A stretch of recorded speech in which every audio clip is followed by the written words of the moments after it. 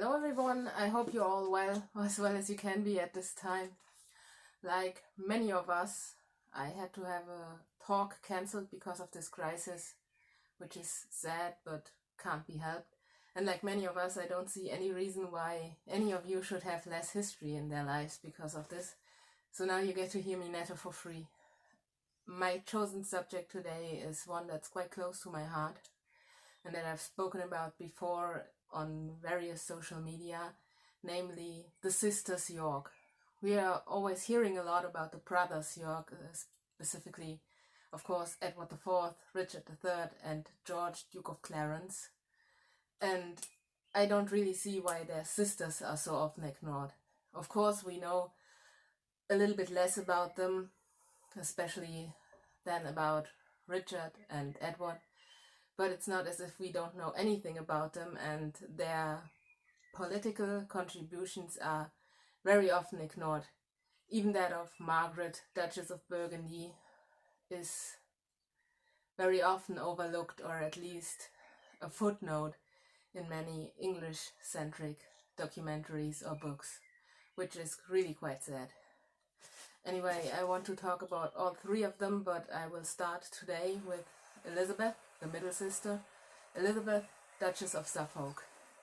She was born in 1444 on the 21st or 22nd of September of that year. Not in April, not on the 22nd of April, despite the fact that this is often claimed.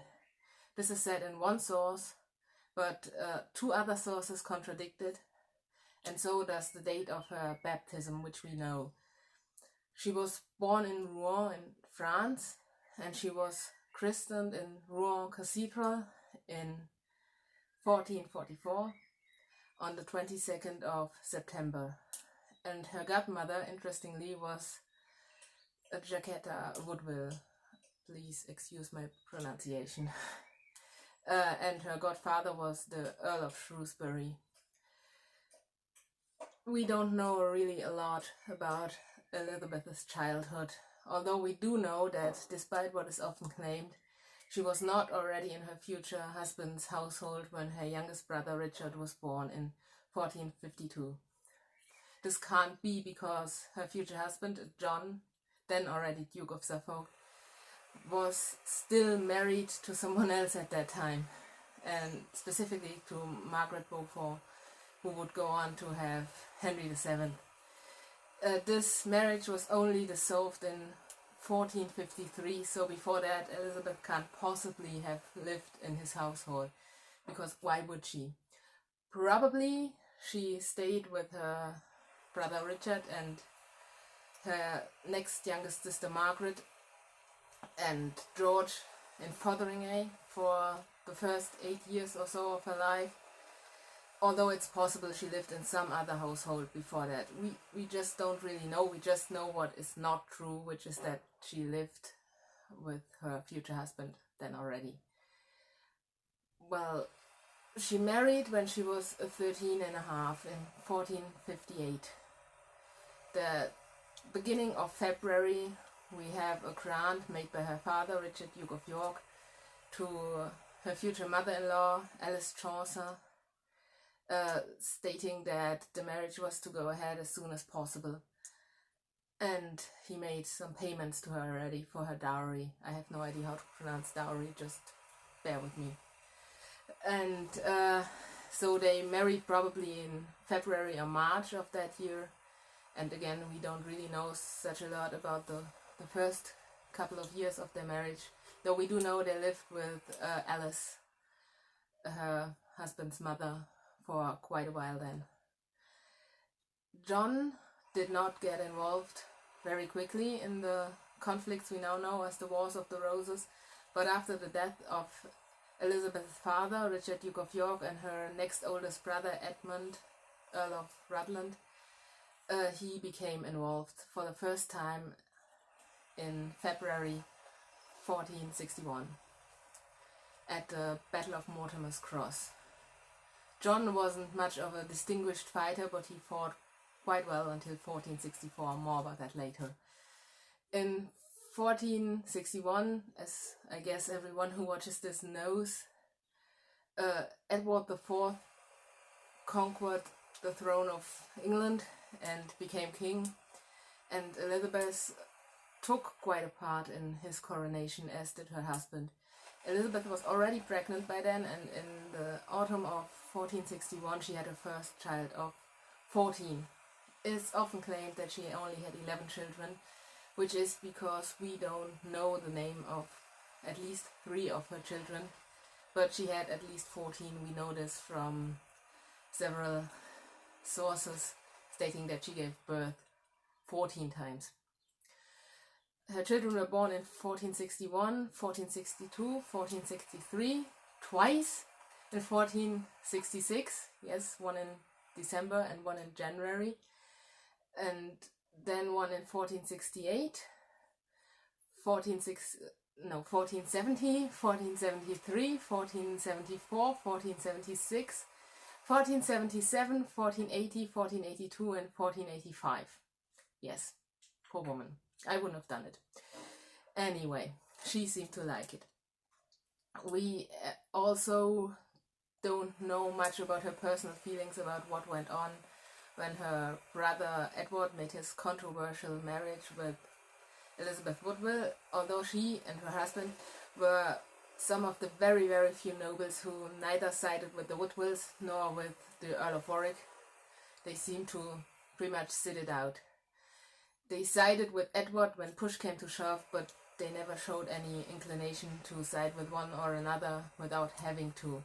Actually, Elizabeth seemed closer than most others to Queen Elizabeth. She didn't spend a lot of time at court, but she was contemporarily noted, especially by the Pastons, who quarreled with her husband, by the way, that she supported them at the very least, although what form the support took we don't really know. Probably just that she wouldn't hear anything against them, or at least not until 1483. Elizabeth often supported her husband in his more controversial choices, such as when he chose to quarrel with John Paston and his family, you know, the Pastons of the Paston letters. I also have no idea how to pronounce that. To quarrel with him for several manners. John gets a lot of flack for that, not all of it deserved, but it has to be pointed out. He was quite violent in that quarrel, sending men to take these manners for him. It's often assumed when Elizabeth is mentioned at all, which sadly isn't very often, that she was against that and she liked the peace. And while she did seem to like peace and often acted as peacemaker, she also absolutely 100% sided with her husband. She just was a bit softer about it. For example, John would send men to take these manors. Elizabeth would just move to the manor and say she refused to be moved out. And then the Pastons couldn't really do anything about it. And Elizabeth's big political moment, and that of her sister Anne, came in 1470 and 1471 during the Lancastrian readaptation. It's noted contemporarily that she and her sisters and her mother were the ones that convinced George, Duke of Clarence, to abandon the Earl of Warwick and the Lancastrian party and rejoin his brother Edward IV's party.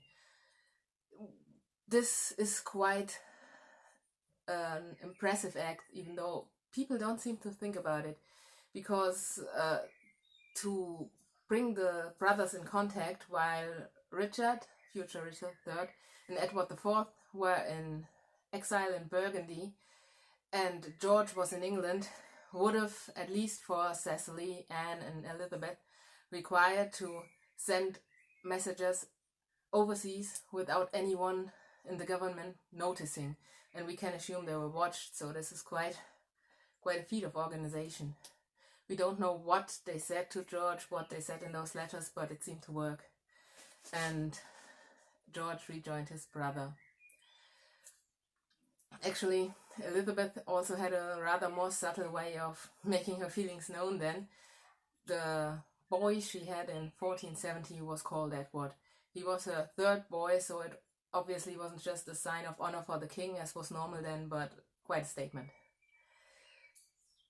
She also had her way of making peace and at the same time getting her own way with the Pastons. For example, one time she convinced John Paston that if he was to marry someone who was close to the Woodvilles, she would make sure that her husband was better disposed towards him. And John Paston actually believed that, which is quite a feat.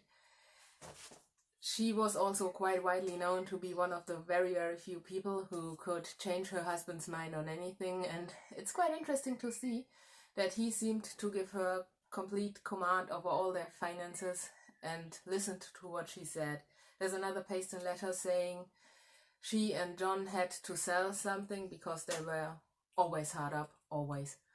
And they knew that John wouldn't want to sell it, but Elizabeth would, and if they just made her sell it, then John would accept it and wouldn't kick up a fuss about it the way he would if anyone else would convince him to do so.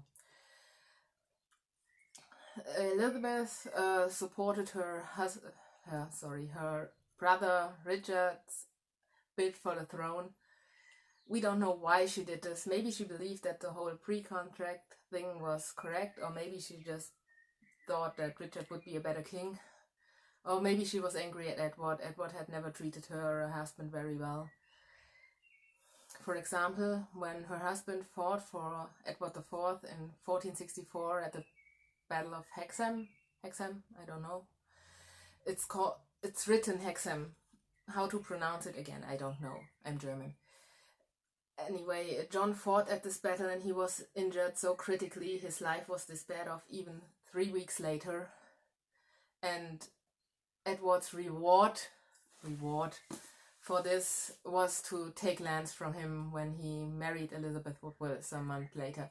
So Elizabeth had no reason at all to like Edward, and perhaps she just hoped that under Richard she would be treated better as well as her husband. Richard didn't really change much. He didn't do some of the more iffy actions Edward did towards them, but he didn't specially favor them. Elizabeth had a big part in the coronation of Richard and his queen, but apart from that, she didn't spend a lot of time at court.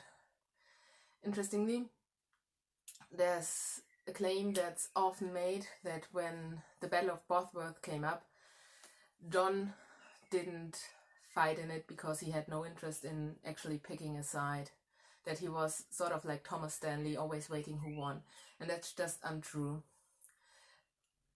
John was, as I just mentioned, injured in 1464, and he never fought after that. He seems to have been injured in such a way that he could never fight again. Plus, in 1485, at the beginning of August, his and Elizabeth's son Edward died, and Elizabeth was highly pregnant then, maybe even in confinement already, so it's quite clear why John could not come to any battle even to give moral support. He had other things on his mind. But when Henry VII won the battle, Elizabeth and John once again chose to make their subtle statement. Their son, who was born in late August, or maybe more likely, slightly more likely, September 1485, he was called Richard. So that's a bit of a statement they made there. The next years, well, Elizabeth didn't get involved, but it's a bit hard to see how she and her husband would not have known that their son, the Earl of Lincoln, would have been planning from at least Christmas 1485 to rebel, which he did in 1487, the so-called Seminole Affair. Elizabeth's oldest son, as is well known, died during that battle, and Elizabeth, I suppose you could say she didn't seem to care, but it's a bit wrong, because what else would she have done? She couldn't have rebelled against Henry. What would have what would what would that have done again for her, the rest of her family, including their toddler son. So she had to just deal with it in a way. But while she and her husband, as they had always done, mostly remained in their own regional politics and didn't reach out to national politics, they made some subtle little hints towards Henry, what they felt for him. For example, when in 1488 John was invited to the garter party of Henry VII, he announced he couldn't because the party was not grand enough, which is the greatest excuse to not come to a party which I've ever heard. John died in 1492 and Elizabeth outlived him for almost 11 years. After her husband's death, Elizabeth went to her sister Margaret in Burgundy, which was probably also a kind of sign, because Margaret was at that time already rebelling against Henry again in the so-called Perkin-Warbeck affair. We don't have to go into that. There is no evidence Elizabeth became involved, but several of her sons, most notably Edmund and Richard, would later also become rebels. Interestingly, Elizabeth was quite close to her niece, Henry VII's wife, also called Elizabeth, just for maximum confusion.